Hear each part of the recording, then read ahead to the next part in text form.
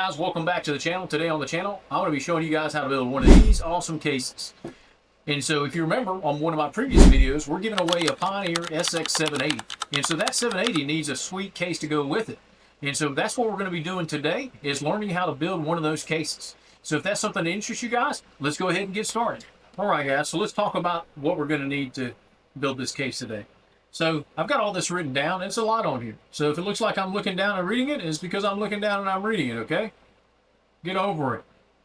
So the supplies we're going to use, guys, is we're going to be using wood products. And so the original cases use particle wood. We're not going to use that. So just using wood itself is going to be an upgrade over what the original cases were.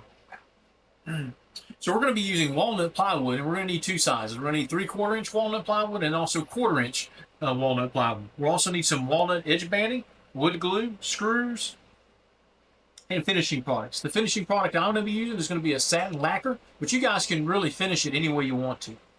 And then obviously we're going to need our plans. And so here's my plans right here, guys. And so it looks like chicken scratch right now, but eventually I'm going to put these into a PDF document, make it look really pretty. Might even put a picture on it or something, you know, maybe some flowers, something really girly. And then these will be ready for sale. So next, let's talk about the tools, guys. I'm going to be using various power tools in my shop here, and so I have a lot of experience with the power tools. But if you don't go out and buy a power tool and then start trying to cut and make this case and cut one of your fingers off, guys. I'm not going to be responsible if you lose a finger, especially if it's your middle finger. And I would hate to think that the reason you couldn't tell anyone that they're number one is because you cut your finger off trying to build one of these cases, because we're very positive on this channel. Lastly, guys, let's talk about safety. And so this is what I'm going to say about safety. You need to be safe. Any questions? No? Okay. All kidding aside, guys, anytime I'm going to be using these tools, I'm going to make sure I'm wearing my eye and ear protection. And I suggest you guys do the same. So now that we've talked about the supplies we're going to need, guys, I'm going to use my plans and I'm going to start making some cuts. So I don't expect you guys to stick around for the ride, but if you want to see me do some woodworking, use my hands like a man, stick around for the ride. Let's get started.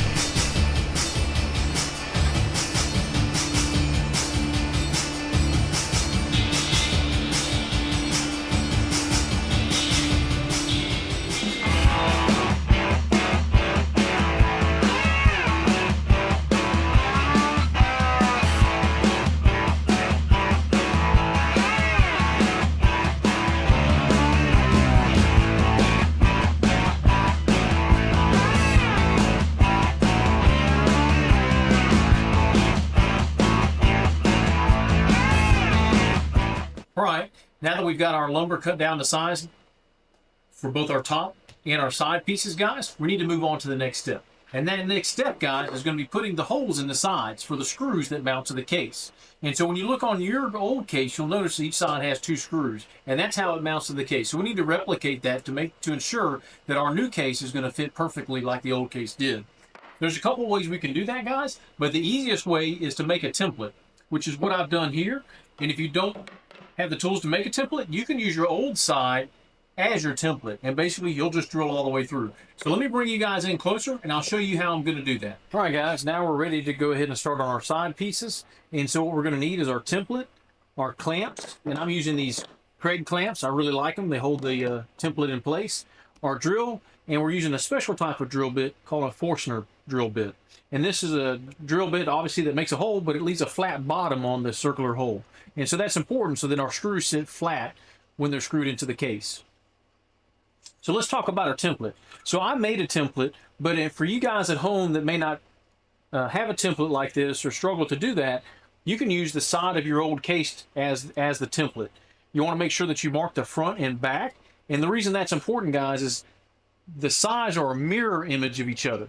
So if you keep this on the same orientation, you'll wind up with 2 pieces of the right side or 2 pieces with the left side. So when you use your template, after you've used it, you need to flip it around to get your other piece. Another important call out, guys, is that we want to make sure that we lay the template on the correct side of our side piece. And so this is the finished side with the walnut veneer. The other side's not the finished side. So if we put it on this side, we're going to have to throw this away and not use it. So make sure that you're putting it on the correct side. So to make your template out of your side piece, guys, you're going to use your 5/8 Forstner bit and go ahead and drill all the way through where those holes are. This way, you will be able to use it as a template. And then for each side, like I said, you'll just flip it over. I've already made myself a template, so I'm going to use this to complete the process for me. The other thing you'll notice, guys, is I've got some masking tape on here. And the purpose of this masking tape is to ensure that I don't go too deep in my cut. And so when I drill into the bit, this masking tape will let me know how far to go when I need to pull out. And so the bottom of the masking tape will bottom out on this wood, indicating that I've gone to my correct depth, and then that way I can pull out. So I'm going to go ahead and get set up, guys, and show you how this works. So I'm going to get my clamps just like that. And then now I'm ready to go ahead and make my drill mark and drill in. And so you'll notice that this is the front and this is the back of the case. And I've also put the template on the face of the finished side of the case that I'll be working on. So all that's left for me to do now is to go ahead and drill my hole.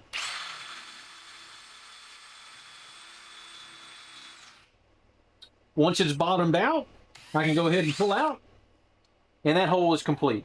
And I'll just repeat the process for this side as well.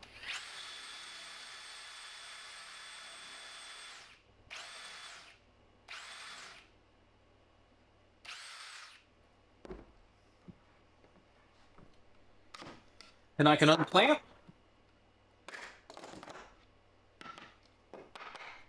And I've got one side done. The only thing left for me to do is to finish drilling the screw holes, the holes for the screws, all the way through. But we'll do that at a later time.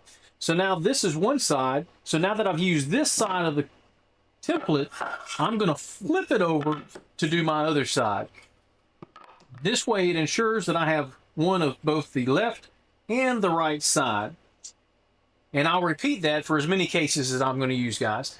So let me go ahead and do that, and I'll be right back. All right, guys, now that we've done used our templates and drilled our holes for our left and right side with our Forstner bit, now it's time to do the through hole drills for our screws to screw into the case. Before we do that, guys, I wanted to also point out some of the benefits of using that template. If you didn't use that template, you could get splintering around these holes, and that just makes it look really ugly, guys, and makes it look unprofessional. So when you actually clamp your template to here, it's actually serving a couple different functions, and one of those functions is to hold down the wood fibers. So it really gives you a nice clean cut in through the veneer and a professional looking side. So I highly recommend, if you're going to build your own case, take the extra time to make that template, because you're going to get a lot better results with that. So I'm going to go ahead and start drilling my through holes, guys, and all I'm using is a regular drill bit, and the size of this drill bit I'm using is a 15th 64th. You could also use a 7/32 drill bit, but I like to oversize my holes just a little bit, just to give me a little bit of play and leeway in case things aren't lined up exactly right. So I'm going to go ahead and do that, guys. When we come back, we'll move on to the next step. All right, guys, now we're ready to move on to our next step in the process.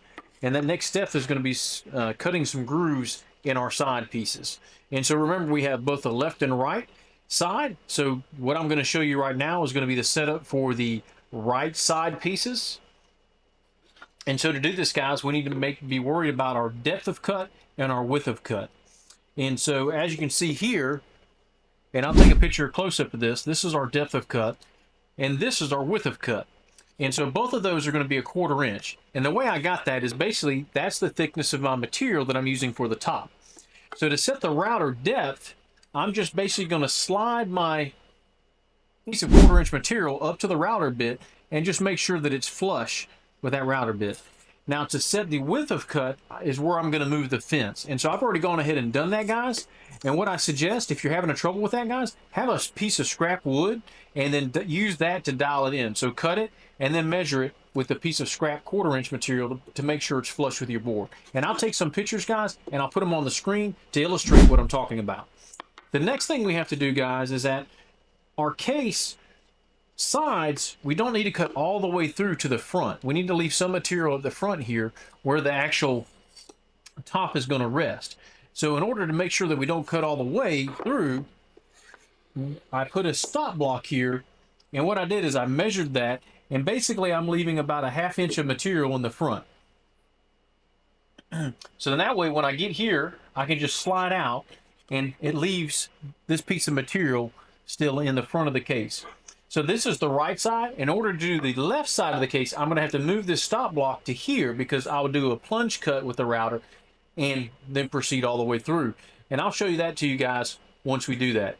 So hopefully I didn't confuse anybody or lose anybody with that explanation, but that's how we're going to set up a router table in order to do this. You could do this on a table saw if you didn't have a router table, guys, but since I have a router table, I'm going to use it because I think it's easier for me to get the cut I want to do.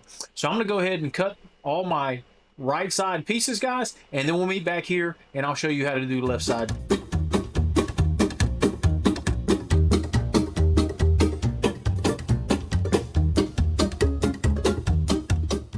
Alright guys, now I've cut all my right pieces, and so as you can see that I've left the material on all the pieces, so now I'm going to go ahead and get it set up to do the left side of the cases.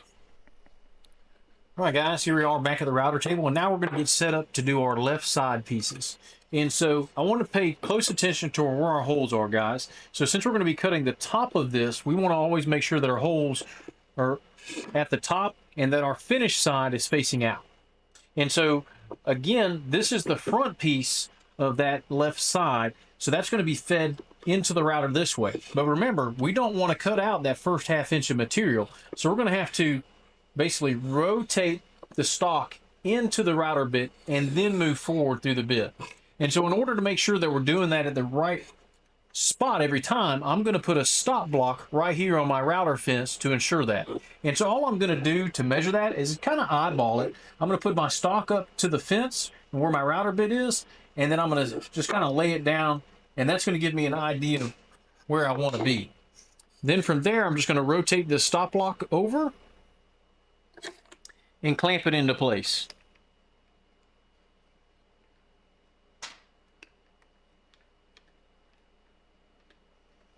So now that I've got that clamped in place, what I'm going to do, guys, is put my piece here, and then I'll rotate this into the router bit, making sure I hold this firmly, and then once it's cut through, then I will move the stock forward and finish the cut.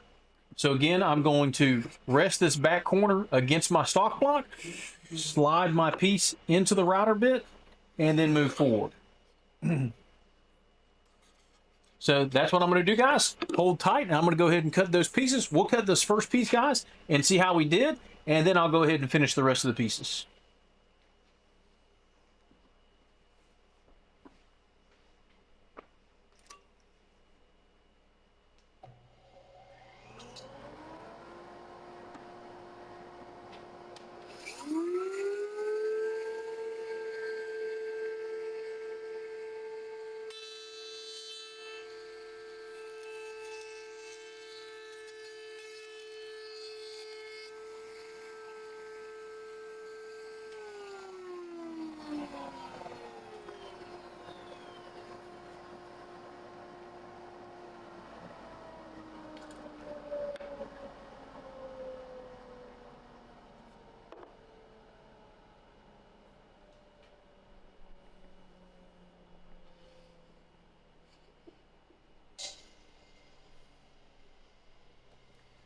So guys, this is what the finished product looks like with the groove cut in.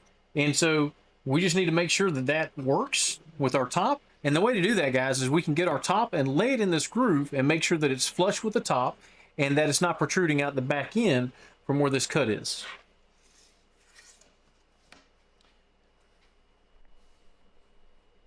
So if I get my top, I can just lay it in there and then slide it towards, on this back edge here, is flush.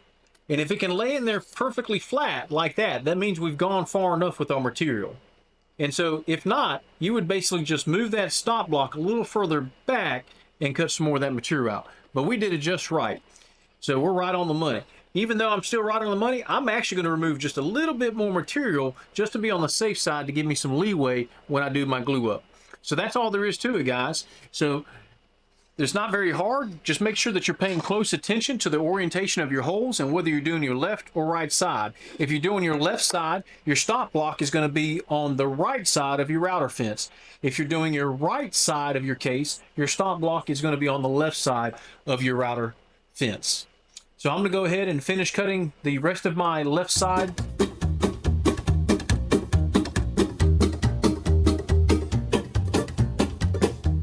All right, guys, now if we've done everything right up until this point, this is what it should look like. So we have our right and left side cut with our grooves in it, and then we have our top plate just kind of laying in there. And it's flush with the back side of each side on the left and right side. And it sits there, and this is flush this way, and it's going in a 1/4 inch on each side. And it's not protruding on the front where we left the material. So that's how it should look like if we've done everything right. So now we're ready to move on to the next step, and we'll go ahead and get set up, and I'll show you guys what we're going to do at the router table for this next step. All right, guys, here we are back at the router table. All right, guys, here we are back at the router table. And now what we need to do is cut that lip on our top piece. And this is the lip that's going to slide underneath the faceplate of the receiver. And so I'll put a picture up on the screen so you guys know what I'm talking about. And so that lip needs to be about 3/16 of an inch wide, and then about half the thickness deep of your 1/4 inch material. Now this 1/4 inch material really isn't 1/4 inch material. It's more like 3/8. So the way I did that, guys, is I just slid this up to the router bit, and I kind of eyeballed it to where I was about halfway in the middle with the bit. And then I did a test cut to ensure that it was the right amount of material to be removed. And this doesn't have to be perfect right now, guys. You can do a test fit later on the receiver when you have all the parts ready to be assembled. So I've gone ahead and taken the liberty of going ahead and setting my fence and also the depth of my router bit to ensure that I can do that. So now all I have to do is go ahead and cut it. And this cut, guys, is going to be made with the finished surface face down. And you want to make sure you do that. Otherwise, you just ruined a piece of wood and you'll have to start over. So now I'm going to go ahead and cut all the pieces that I have, guys. For you, it probably might be just one piece. For me, it's going to be several pieces. This could actually be done on a table saw too, guys, but you'd probably have to make more than one pass on your table saw. And so you would just set the blade depth on your table saw, make your first pass, and then slide over a little bit and do your second pass against your fence. So you could do this on the table saw as well. But since I have the router out already, I'm going to go ahead and do this on the router. So you guys enjoy the ride. I'm going to go ahead and do my few pieces I got to do.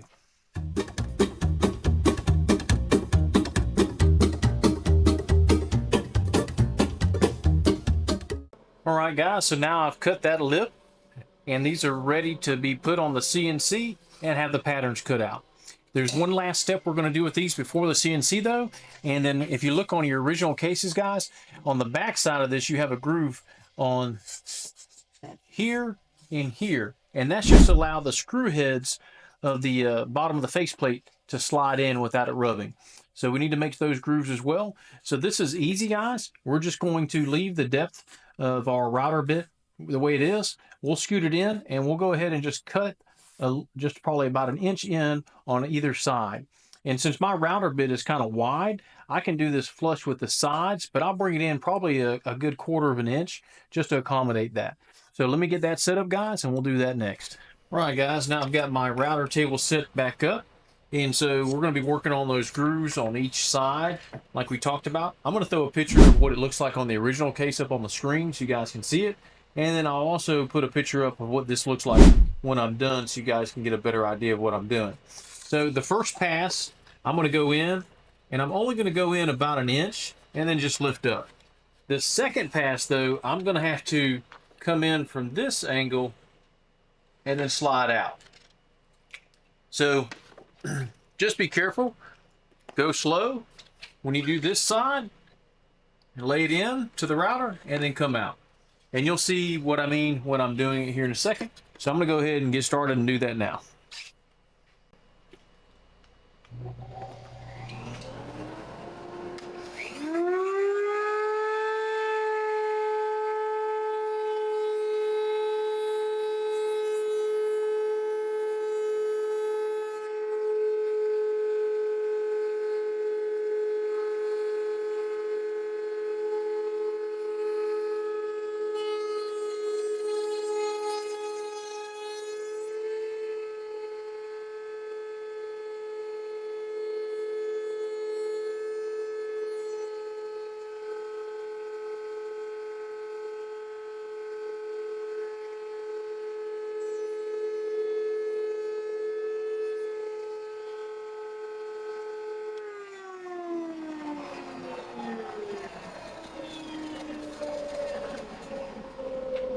All right, guys, and so you'll see that now I have my grooves cut into the board, and this will just allow the screw heads to go in when I put it in.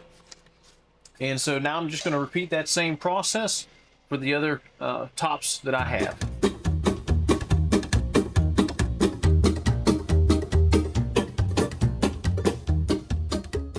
And just like that, guys, I've got all my tops done with those grooves. And we're ready to go on to the next step. All right, guys, now that we have all our pieces cut, it's a good time to test the fit. And so all I've done is taken my sides and screwed them onto this Pioneer SX 780. And then all I've done is just slide my top in. And if I've done everything right, guys, we should have everything aligned. And it looks like we've done a great job and everything's aligned. So now we're ready to move on to the next step. And that next step, guys, is going to be cutting the cross support for the case itself. And so this cross support is going to be set about 4.5 inches back because we want to make sure it doesn't interfere with this heat sink, this big piece of steel here.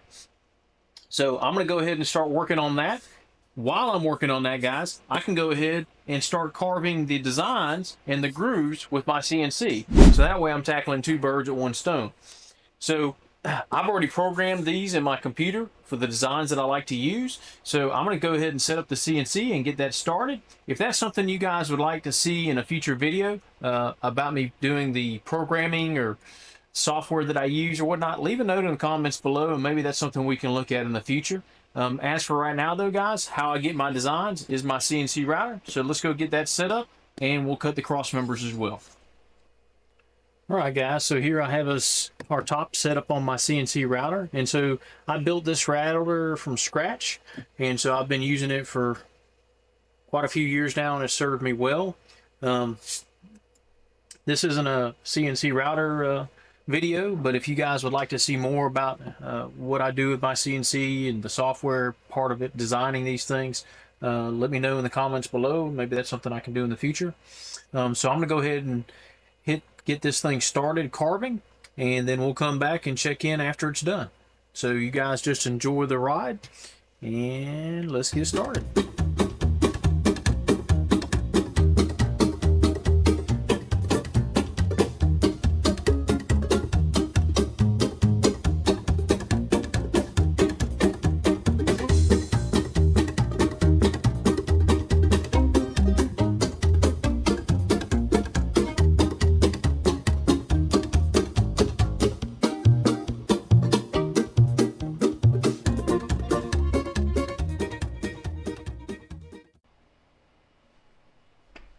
All right, guys, now that we have all our cross members cut, we're ready to go ahead and put some pocket holes in them.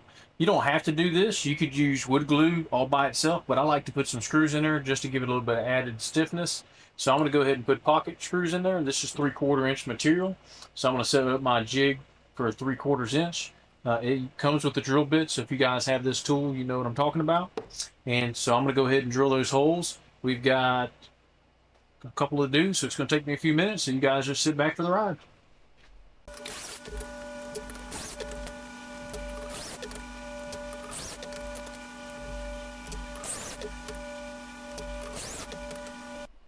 All right, guys, now that we have our cross members cut and the screw holes for our jig put in place, we're ready to go ahead and install that. So I've gone ahead and marked how far back I want this to be installed. For me, I'm using 4.5 inches.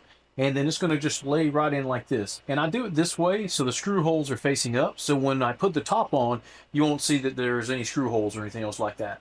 And so what I'm going to be using, guys, are going to be some flathead 1.25 inch screws. And I'm going to go ahead and just put the screws in the hole already and get them started a little bit.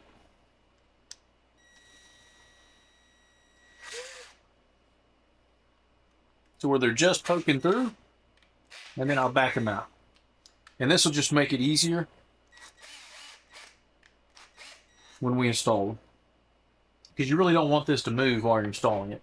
So I'm going to do my best to hold this in place and hold the top of this flush with the groove that we've cut on these side pieces. So here goes the first one.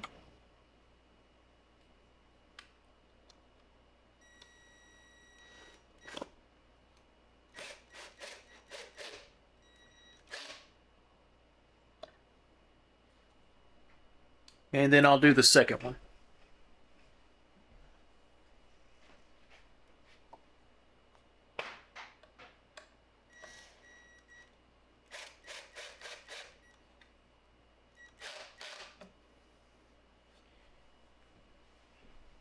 Now, once I've got those installed, guys, I'm actually going to back this out. And since the holes are in place, I'm going to go ahead and put glue on this joint. And so that way it is not only screwed, but it's also glued. So I'm just going to back them out now.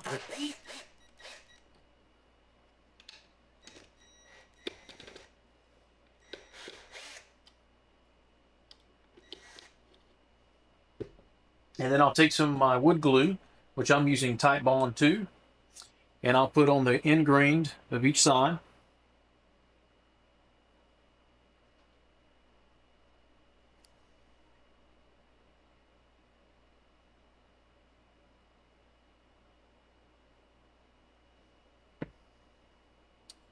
And then it's ready to go back in place.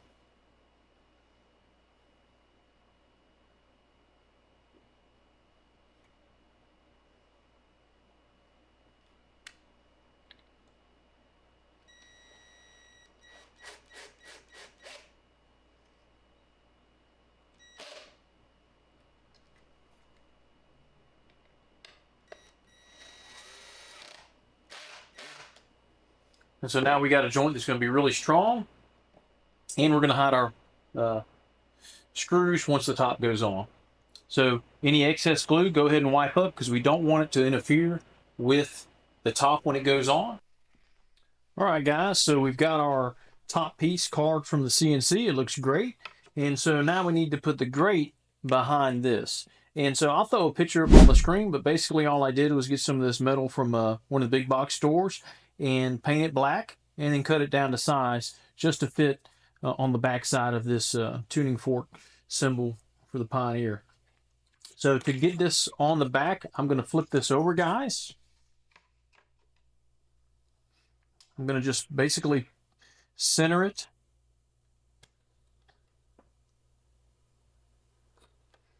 And then on each side, I've cut a small little piece of wood that I'm going to use to staple it down with. And that's just going to hold it on each side. And so I'm going to do that on each side.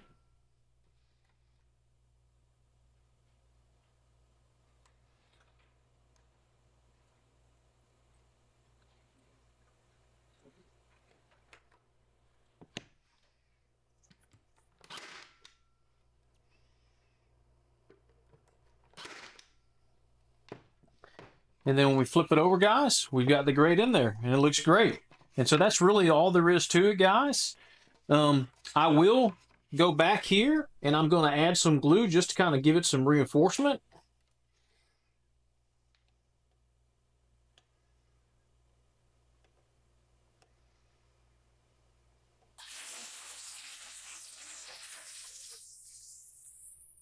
And while I hold that down, I'm just going to spray some activator on the glue to get it to dry a little bit quicker.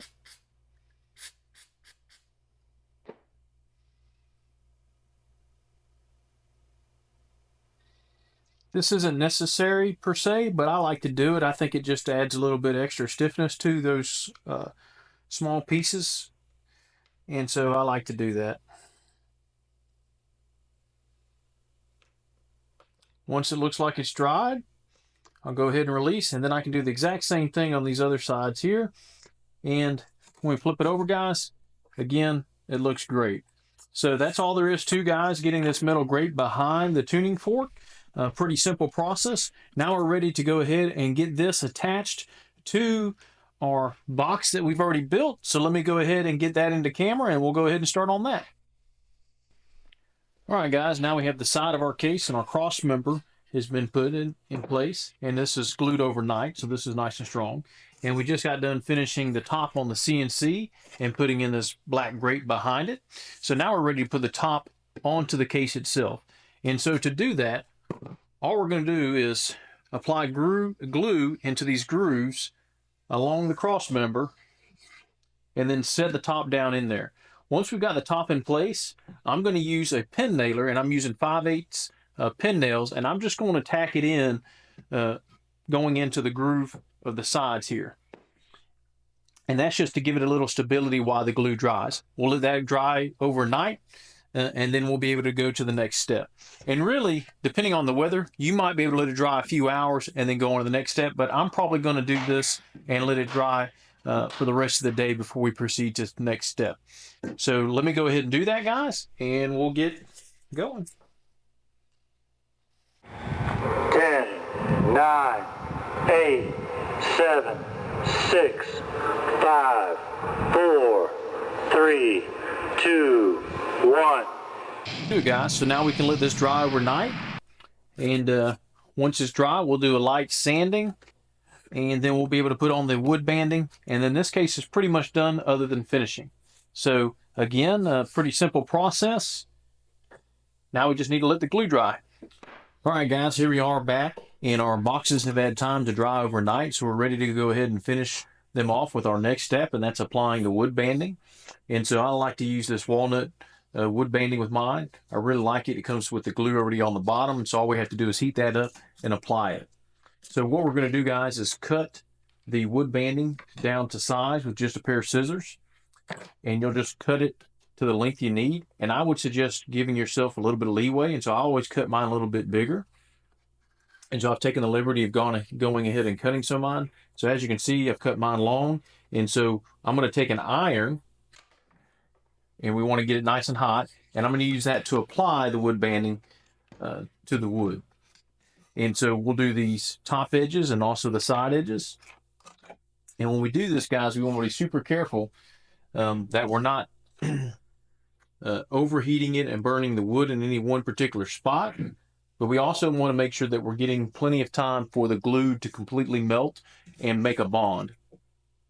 And then right afterwards, we're going to take our roller and we're going to roll it out. So it's actually really simple, guys. The key is to have a really nice hot iron and then just go back and forth on it.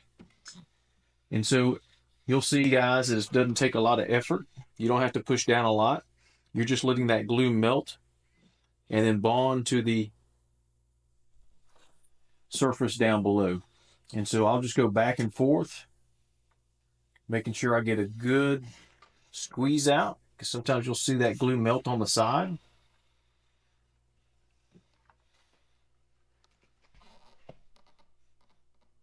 Pay close attention to the corners or the edges here, guys, because those are what's going to be prone to coming up. So you want to make sure that you get a really good melt on those sides.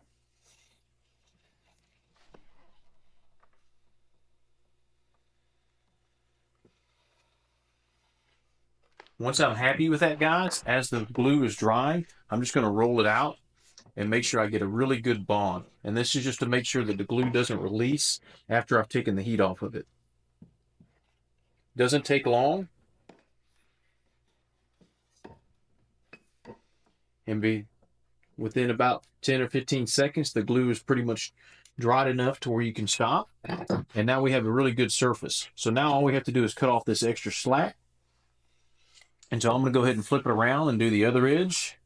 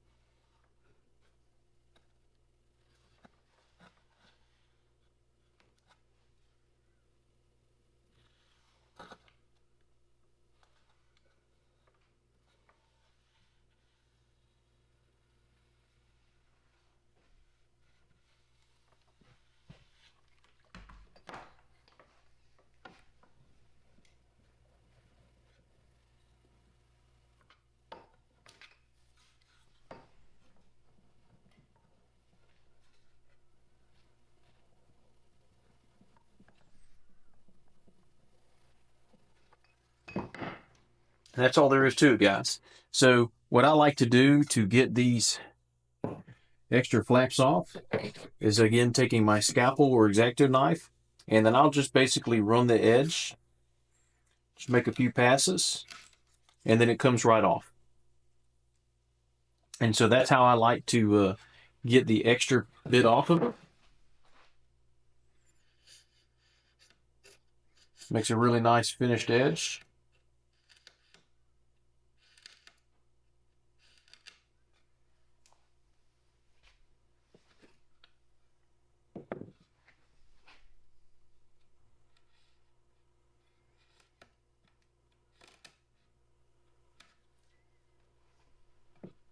And then when we're fully done, we'll come back with some sandpaper. We'll just finish those edges off. But you want to be careful with the sandpaper because you don't want to sand through too much and expose the glue.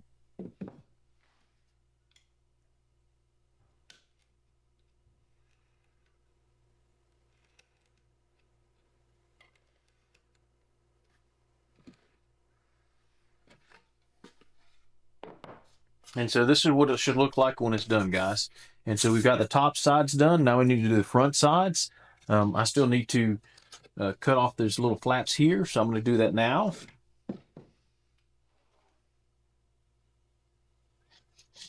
And while you're doing this, guys, if you notice that you might have a loose edge or whatever, it's okay because you can just hit it with the iron and then re-glue it.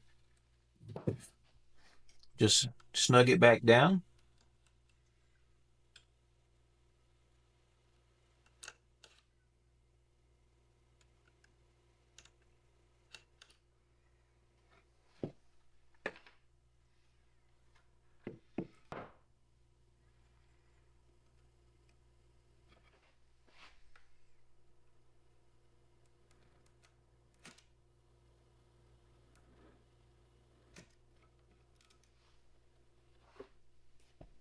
All right, so now we have our tops done, and this edge I think was a little bit loose, so I'm just going to reheat it up,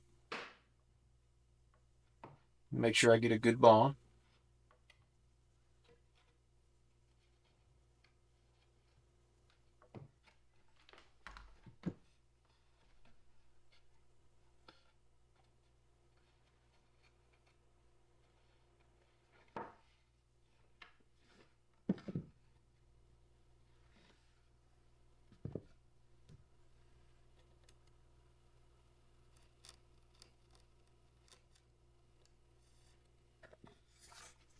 Right, guys, so now we're ready to do the fronts pieces, and it's going to be the same concept. We're just going to lay it on there and then iron it away. So this particular one, again, I've cut it long, so that way we have leeway. I'm going to try to line it up with my inside line, so the only thing I'm cutting is on the outside here. Or I can do it vice versa, it doesn't really matter. I probably will do it this way. And then we'll just hit it with the iron.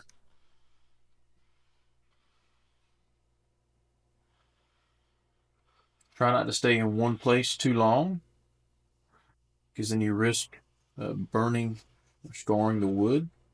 So you just want to kind of apply an even pressure back and forth over the piece that you're gluing.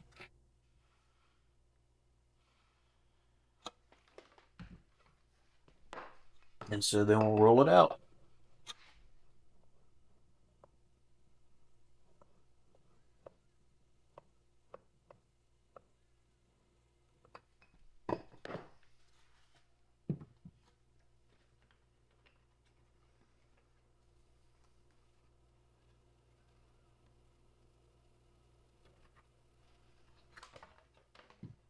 And then we'll do the same process for the other side.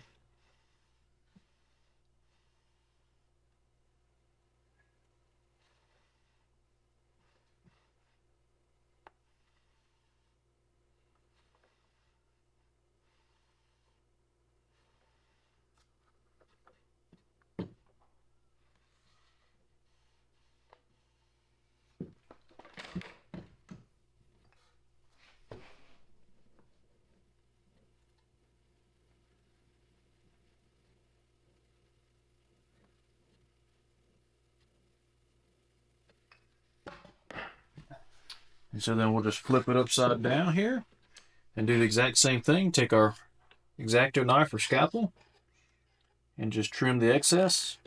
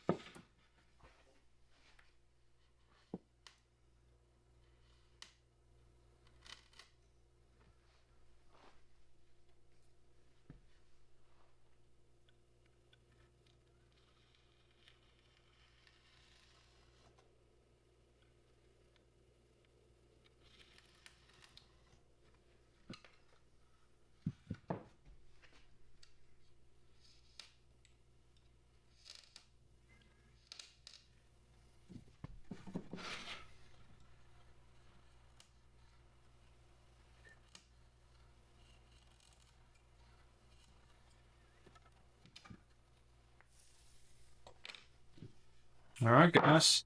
And so that's kind of the rough, how it looks. And so already, guys, it looks, I mean, this is practically done. All we need to do now is take a light sanding to some of these edges just to take some of the glue off that came out, the squeeze out. And so this thing is ready to be stained or finished with your favorite finished product. But it turns out great. It looks great, guys, and will last a very long time. It's far superior to the cases that the original units came with. So I'm going to go ahead and get some sandpaper, guys, and then we'll go ahead and hit this with some sandpaper, and then it'll be ready for the staining process. All right, guys, so I've got my sandpaper ready. So all I'm using is some 320 grit sandpaper, guys, and I'm just going to knock off some of the fuzz on this. Now, I'm not going to try to really bury this sandpaper into it, guys, so I'm just going to kind of do a light sanding just to get it nice and smooth and ready for stain or any finish. So one thing I would say is be very cognizant of the direction of the grain. So I'm not going to sand across the grain because then that'll leave micro scratches in the finish. So for the surface here, for the top, I would go back and forth like this because that's with the grain. For the edge banding, I'm going to go with the grain. And then on the sides, again, I'm going to go with the grain. And the only part that might be a little complicated sometimes is right here on this edge. So I'm going to do my best to kind of go with it, with the wood grain, and just smooth that edge out. And once you do this, guys, the edge banding will look just like it blends right into the wood. And you won't even be able to tell the difference. So that's what I'm going to do, guys. So you guys just take a set back and then let me do that, and then we'll come back and see what this finished product looks like.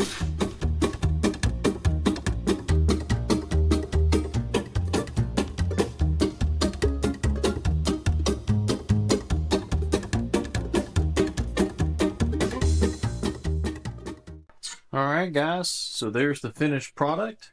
And so this has been sanded down. One thing I would tell you guys to pay attention to is on your edges here.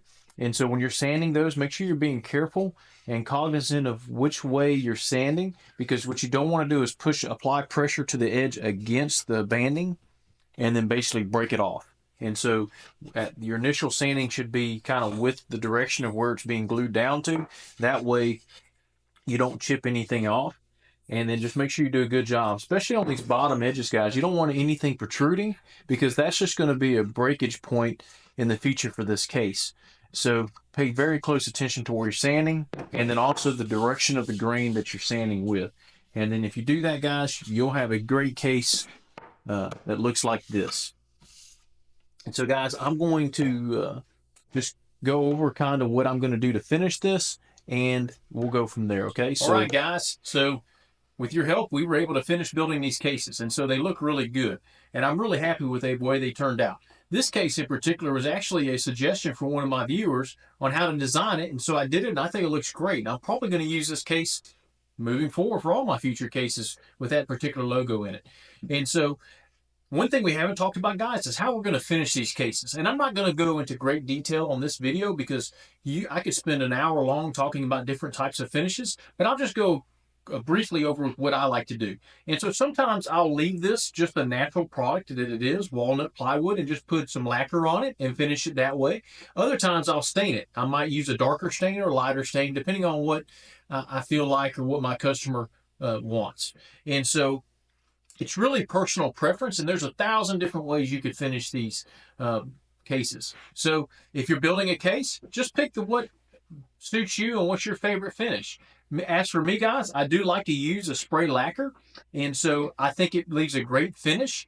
I like to use the satin finish because I don't like it too glossy, but it is very durable and it dries quickly, which allows me to put on several coats. And usually on my cases, I'll put on 3 or 4 coats, and then I'll be sanding them with steel wool in between.